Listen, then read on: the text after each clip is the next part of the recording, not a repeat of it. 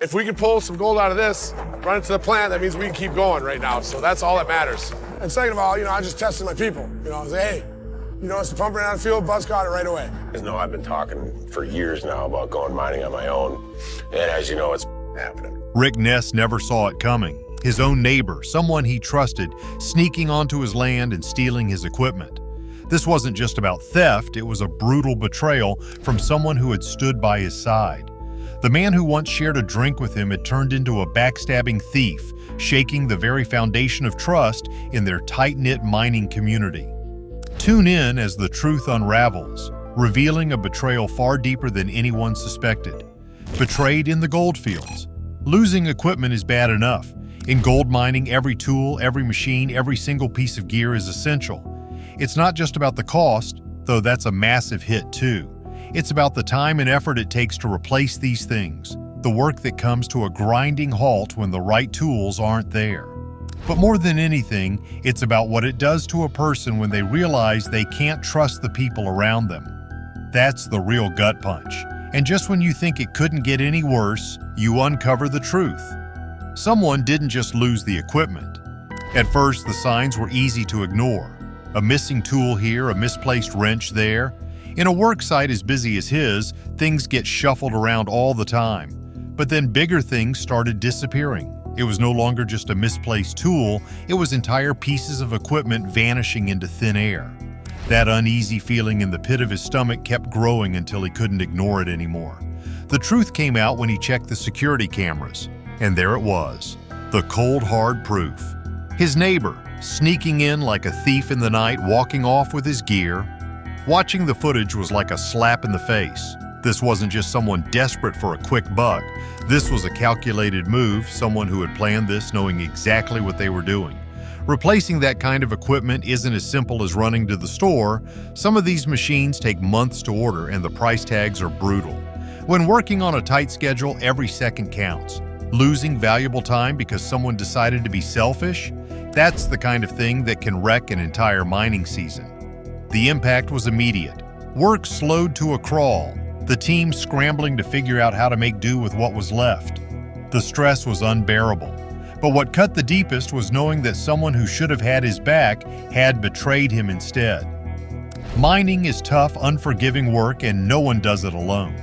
Out in the middle of nowhere, reliance on the people around is key. There's an unspoken rule. Look out for each other. It's survival. When that trust is broken, it shakes everything.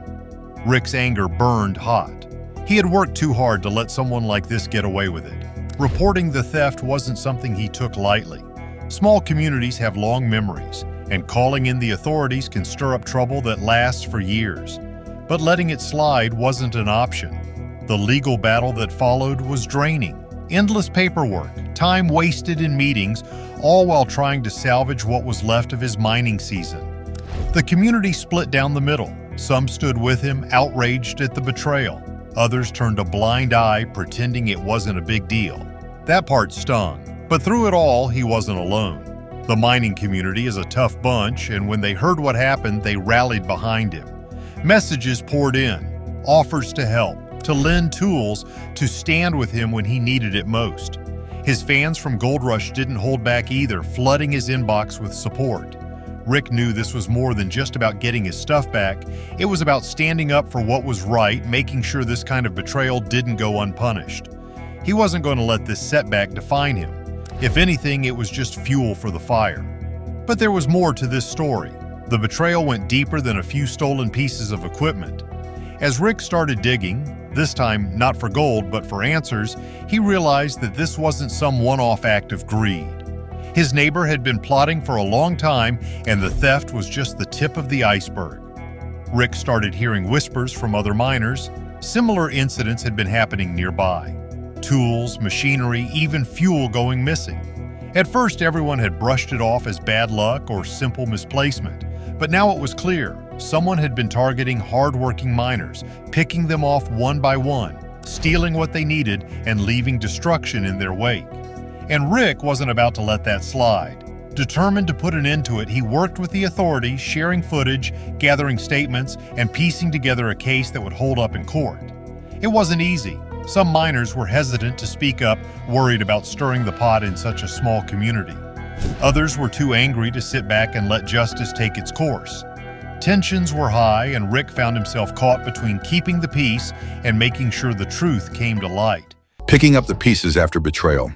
Determined not to let the betrayal define him, he took proactive steps to protect his operation. He invested in additional security measures, from better cameras to stricter access controls. These changes weren't just about safeguarding his equipment, they were about reclaiming his peace of mind. Knowing his site was secure allowed him to focus on what he does best, mining for gold and leading his team through adversity. This experience, as painful as it was, became a turning point for him. It forced him to reevaluate who he trusts and how he runs his operation. While he remains cautious, he hasn't let the betrayal make him bitter. Instead, he's chosen to view it as a lesson, one that will ultimately make him stronger and more resilient. His story is a stark reminder that betrayal can come from the unlikeliest places. It's a cautionary tale for anyone who puts their faith in others, highlighting the importance of vigilance without losing sight of the good in people. Even in the face of betrayal, his unwavering determination and positive outlook prove that setbacks are just setups for comebacks. As he moves forward, he's focused on rebuilding and thriving. The theft was a dark chapter, but it's not the end of his story. With characteristic grit and the unwavering support of his team and fans, Rick Ness is set to turn this setback into yet another testament to his resilience. If gold mining has taught him anything, it's that the hardest battles yield the richest rewards, and he is more determined than ever to claim what's his. Still, this wasn't the first time Rick found himself staring adversity in the face, and it likely won't be the last. From his early days on Gold Rush, he's had to tackle every kind of obstacle imaginable. Faulty machinery, treacherous terrain, and the constant pressure to meet quotas are just a part of the job.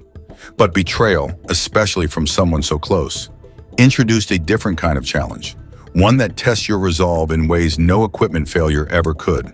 As the weeks turned into months, the impact of the theft lingered. It wasn't just about replacing stolen items. It was about rebuilding the morale of his crew and the trust in his circle.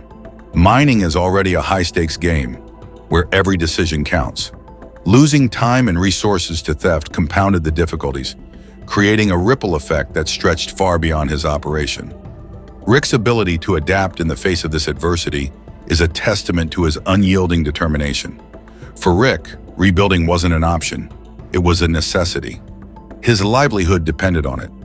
Taking a methodical approach, he began prioritizing tasks to stabilize his operation. First, he worked on replenishing the stolen equipment. Some tools were replaced through orders, while others were borrowed from fellow miners who sympathized with his plight. The process wasn't quick or easy, but it was a step in the right direction. Beyond the material losses, Rick also focused on repairing relationships within the community. While some locals rallied behind him, others questioned his decision to involve law enforcement. For Rick, the choice wasn't personal, it was practical.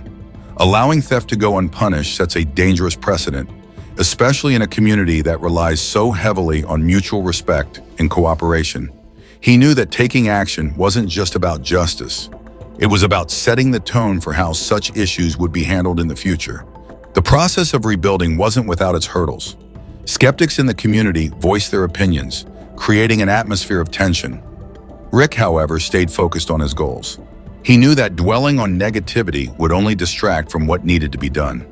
With each passing day, he worked tirelessly to restore his operation to full capacity, ensuring that his team had the tools and resources they needed to succeed. Despite the challenges, Rick found moments of encouragement along the way. Messages from fans, offers of assistance, and small victories in his operation reminded him that he wasn't alone. These moments fueled his determination, serving as a beacon of hope during an otherwise trying time. Rick's resilience became not just a personal triumph, but a source of inspiration for many who followed his path. One of the biggest lessons Rick took away from this experience was the importance of vigilance. While he'd always considered his community a safe haven, the theft was a stark reminder that caution is crucial. Strengthening his site's security wasn't just about preventing future incidents. It was about restoring his sense of control. For Rick, knowing that his operation was secure brought a renewed sense of confidence and focus. As Rick continues his path, he remains committed to the values that have always defined him: hard work, loyalty, and perseverance. While the betrayal was a painful chapter, it didn't define him. Instead, it became a catalyst for growth, pushing him to adapt and overcome in ways he never anticipated. Rick's ability to rise above adversity is a testament to his character, proving that even in the face of setbacks, success is within reach for those who refuse to give up. Looking ahead, Rick is more determined than ever to achieve his goals. The theft may have slowed him down, but it didn't stop him. With the support of his crew, his fans, and the lessons he's learned along the way, Rick is poised to turn this challenge into yet another victory. His story serves as a powerful reminder that resilience, determination, and a steadfast belief in yourself can overcome even the toughest obstacles. After every problem comes a chance to show not just skill, but the determination to keep going when it's hardest. A hard road to mining success. He has carved out a name for himself in the cutthroat world of gold mining. From humble beginnings as part of Parker Schnabel's crew to leading his own operation, he has taken risks that have paid off big, sometimes bigger than even expected. And while the story is full of ups and downs, it's the ability to bounce back that sets him apart. Let's dive into the gold-filled highlights of this mining career and see how dirt was turned into millions. The path to gold mining fame started on Parker Schnabel's team, where the ropes were learned and a reputation as a hard worker was earned. But staying in someone else's shadow was never part of the plan. By season 9 of Gold Rush, it was time to bet on personal abilities. Running an independent mining operation was no small task, but the first season set a goal of mining 1,000 ounces of gold. Not only was that target hit, but it was exceeded, pulling in 1,105 ounces. To put that into perspective, that's over $1 million of gold in just one season. For a first attempt at independence, it was not just impressive, it was a statement. But mining isn't all glitter and glamour. Success came with a heavy dose of sweat, dirt, and relentless determination. By season 12, the stakes were higher than ever. Mining operations are expensive, and with bigger goals came bigger challenges. In episode 5 of that season, the crew struck gold, literally. Their hard work paid off with a payout worth $173,000. That haul was their biggest of the season and proved there was what it took to keep climbing the ladder of success. Later in season 12, the pressure ramped up. The landowner demanded that production be doubled, or the mining claim would be at risk. Talk about high stakes. But instead of folding under pressure, the crew delivered their most significant gold haul yet in episode 22.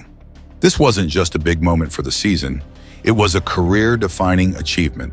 The massive find allowed the land to be purchased outright, securing operations for the future. Owning the claim wasn't just a financial win, it was proof of becoming a leader in the industry. Fast forward to season 14, and challenges weren't letting up. Equipment breakdowns threatened progress.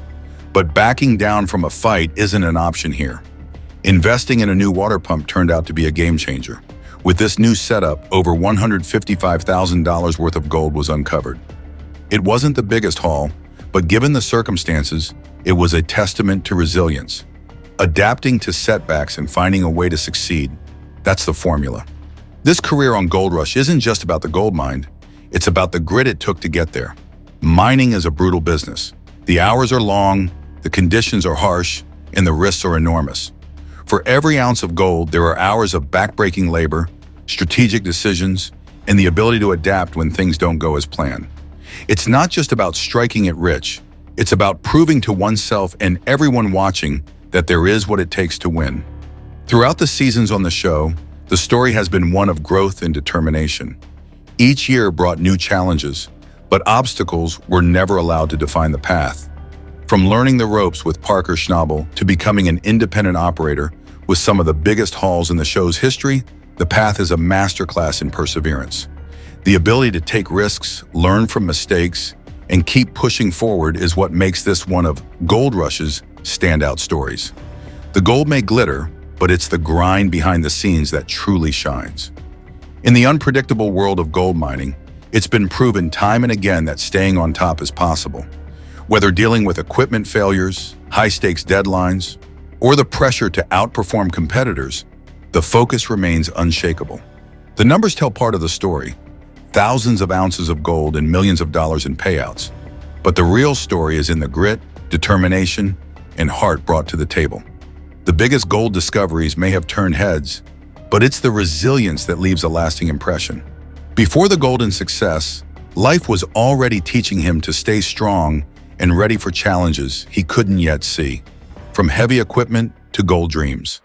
Gold wasn't just struck, it was earned, 1 ounce at a time. The path is far from over, and if the track record is any indication, the best finds may still be ahead. Gold mining isn't for the faint of heart, but for some, it's more than just a job, it's a calling. As the seasons go on, one thing's for sure, waves will continue to be made in the gold mining world. Born on March 5, 1981, in Escanaba, Michigan, a blue-collar family that ran a construction company set the foundation for success. Days were filled with hard work, loud machinery, and learning the kind of skills that would eventually come in handy in ways never imagined.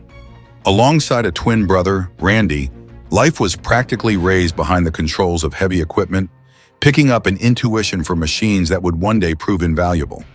This wasn't just a job, it was a crash course in resilience. As a teenager, he had his sights set on football.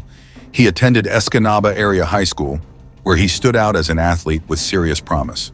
Football wasn't just a pastime, it was a passion. He poured himself into the game, excelling to the point of earning a spot on his college team. But life had other plans.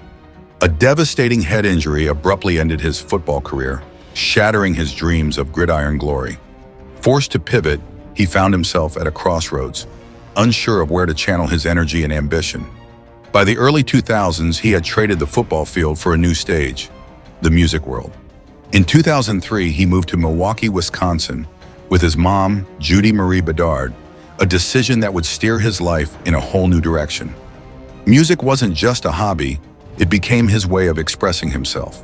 A year later, he joined the .357 string band, a group known for blending bluegrass with punk, a gritty, no-nonsense sound that suited his personality. He picked up the upright bass, and the band quickly gained momentum, releasing 3 albums over the next 6 years. Ghost Town in 2006, Fire and Hail in 2008, and Lightning from the North in 2010 solidified their reputation. The band toured relentlessly, playing to packed crowds and carving out a dedicated fan base. But by 2011, the road had taken its toll, and the group disbanded. Once again, he found himself searching for the next big thing. That next big thing came out of left field. While performing at the Southeast Alaskan State Fair in Haines, Alaska, he crossed paths with Parker Schnabel, a young gold miner who had already made a name for himself on the Discovery Channel's Gold Rush. At the time, he had 0 experience in mining, but what he lacked in knowledge, he made up for with sheer determination. 9 months after their initial meeting, Parker offered him a job on his crew. The transition wasn't seamless, but his background in construction gave him an edge. He knew his way around heavy machinery, and that made him a quick learner in the rough and tumble world of gold mining. His big break came during Season 3 of Gold Rush. The work was grueling, and the stakes were sky high, but he thrived under pressure. By Season 5, he'd proven himself enough to earn a promotion to foreman of Parker's crew. As Parker's right-hand man, he was responsible for overseeing operations and keeping the team on track. It was a role that required leadership, problem-solving, and a whole lot of grit, qualities he had been honing his entire life. For 6 seasons, he stood by Parker, helping to uncover impressive amounts of gold and solidify the show's reputation as a fan favorite. Was Rick Ness's betrayal a simple act of greed, or is there a deeper plan to sabotage his success? Share your thoughts and don't forget to like and subscribe for more.